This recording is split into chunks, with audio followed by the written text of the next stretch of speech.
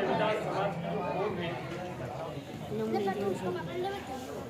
इस धरती के ऊपर 7 महाद्वीप और 7 महाद्वीप से 6 महाद्वीप में हमारे लोग निवास करते हैं।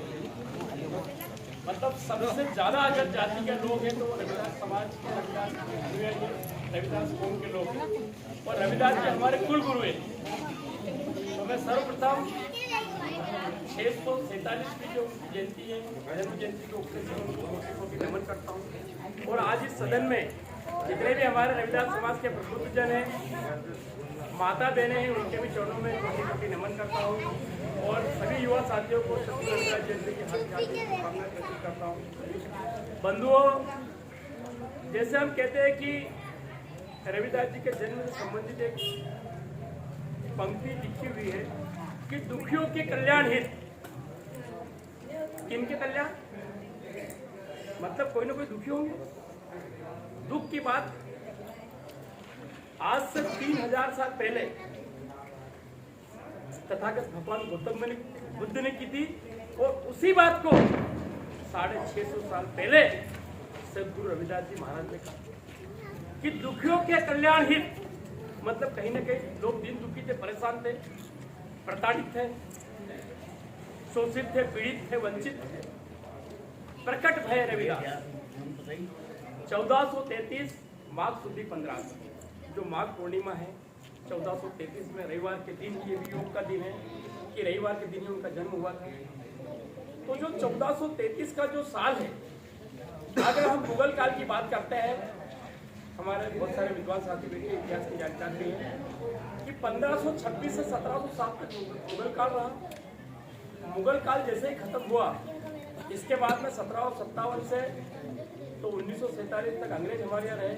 मतलब मुगलों से पहले, अंग्रेजों से भी पहले और मुगलों से भी पहले हमारे लोग इस धरती के ऊपर 85% लोग सामाजिक, आर्थिक, शैक्षिक, राजनीतिक पिछड़ेपन से बहुत प्रताड़ित थे, दुखी थे और सामाजिक विकृतियों से परेशान थे।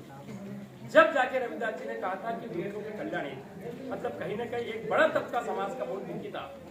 और किनके कारण दुखी था? पूरी जो मनुवादी जो व्यवस्था है, जो उनकी पंक्ति में लिखा कि व्यक्ति अपने जन्म से महान नहीं होता है, व्यक्ति अपने कर्म से महान होता है। अपने कर्म में सुधार कीजिए। व्यक्ति ऐसा नहीं कि हमने ऊंचे कुल में जन्म लिया, चाहे वो नीच हो, नालायक हो, अनाचारी हो, अत्याचारी हो, तो वो ऊंचे वर्ग का हो गया। या किसी ने नीची कौम में, नीची जातियों में जन्म ले लिया तो वो नीचा हो गया, या उसके साथ हम अन्याय, अत्याचार, छुआछूत, भेदभाव करें, ऐसा नहीं है। रविदास जी ने समता मूलक समाज और समरसता का भाव पैदा करने का इस धरती के ऊपर अगर पहला किसी संत ने संदेश दिया तो सदगुरु रविदास जी ने दिया। उनकी पंक्तियों की हम बात करेंगे दिन रात, कितनी भी हम बात करें, लेकिन रविदास जी की बात खत्म नहीं होगी। लेकिन मैं एक बात आपको बता देना चाहता हूँ कि कहीं न कहीं उस समय हमारे लोग, जब अंग्रेज भी नहीं थे और मुगल भी नहीं थे, तो उस समय हमारे लोग कहीं न कहीं किसी एक व्यवस्था के गुलाम थे। इसलिए उन्होंने कहा कि पराधीनता पाप है और जान ले रे मीत, पराधीन रविदास है, कौन करे है प्रीत। मतलब कोई ने कोई एक ऐसी जातिगत एक पिरामिडी व्यवस्था थी जो जाति के आधार पर बहुसंख्यक समाज का शोषण कर रही थी। साथियों, उस शोषण की, उस असमानता की, उस विषमता की बेड़ियों को अगर सबसे पहले इस धरती पर काटने का काम किया तो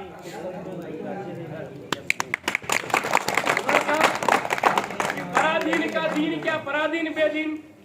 अगर आप जब तक अपने हाथ में अच्छे काम नहीं लोगे, जैसे अभी हमारे माननीय ग्वाटिया जी बात कर रहे थे, आज के दौर में अगर हम एक पढ़ा लिखा कर्मचारी, अधिकारी साथी अपने एक युवा बेरोजगार शिक्षित साथी के अगर उसके रोजगार की जिम्मेदारी ले ले, तो मैं कहता हूं कि हमारा जो समाज इन लोग नवनिहालों के हाथ में, इन युवाओं के हाथ में एक बड़ा रोजगार हम दे सकते हैं। तो कहीं न कहीं अगर निश्चित रूप से अगर हम आर्थिक रूप से कमजोर रहे, हमारा समाज गुलाम रहा, जैसे बहुत सारे ऐसे संगठन बने जो बुद्धिज्म के ऊपर काम कर रहे हैं, कोई रविदास धर्म के ऊपर काम कर रहे हैं, बहुत सारा हम देश विदेश के अंदर भी जाकर, मैं कहता हूं कि मैं 5 दिन तक जहाँ तक तथा भगवान गौतम बुद्ध का जन्म हुआ मैं लुम्बिनी में लेकर आया हूँ, जिसमें देश विदेश के लोग रविदास साहब को, बाबा साहब अम्बेडकर को और तथागत भगवान गौतम बुद्ध को, ज्योतिबा फुले को मानने वाले लोग समतावादी विचारधारा के लोग, संविधान को मानने वाले लोग वहाँ पर इकट्ठे हुए थे। तो ये जो बात निकल कर जो आई है कि निश्चित जब तक हमारे लोगों के हाथ में अगर काम नहीं रहेगा तो बिना अर्थ के सब व्यर्थ रहता है। तो आज जो मोनोपोली से घटना जी ने एक बात छेड़ी थी कि जो संविधान के अंदर जितने भी जो हमारे बाबा साहब डॉक्टर भीमराव अम्बेडकर ने आर्टिकल 340, 341 और 342 में अनुसूचित जाति, अनुसूचित जनजाति और पिछड़ा वर्ग के लोगों को जो 85% बहुसंख्यक समाज के अधिकार की बात लिखी थी, धीरे धीरे कहीं न कहीं वो हमारे संविधान अधिकार हम चौपट हो रहे और कभी भी उनको छेड़ना, जैसे उन्होंने बात करी थी कि इन लोगों को आसानी से इनके हक अधिकार मिल जाते हैं, इनको नौकरी में भागीदारी मिल जाती है, लेकिन हमारे जो अधिकार बाबा साहब ने सुनिश्चित किए हैं वो धीरे धीरे हमारे खत्म हो रहे हैं। तो हम सबको एक साथ संविधान को बचाने के लिए इस पावन पुष्टि को जो 85% समाज का जो भविष्य उसको बचाने के लिए कंधा से कंधा मिलाकर सारे मन मुटाव मतभेद सब छोड़कर अगर संविधान के ऊपर कहीं भी किसी प्रकार की छेड़छाड़ अगर हो रही है, हमारे संविधान अधिकारियों को अगर कहीं न कहीं चाहे वो किसी भी राजनीतिक पार्टी के लोग हो, धार्मिक पार्टी के लोग हो या किसी भी सामाजिक संगठन के लोग हो, अगर संविधान को छेड़छाड़ करते हैं तो ईंट से ईंट बजाने की ताकत हम सबको मिलकर पैदा करना होगी। संविधान सुरक्षित रहेगा, समाज सुरक्षित रहेगा और 50% समाज सुरक्षित रहेगा तो आने वाले बच्चों का भविष्य सुरक्षित रहेगा। तो सभी साथियों को पुनः संपूर्ण विधायक महाराज की पावन जयंती की बहुत बहुत शुभकामना प्रेषित करता हूँ। जय भीम, जय भारत।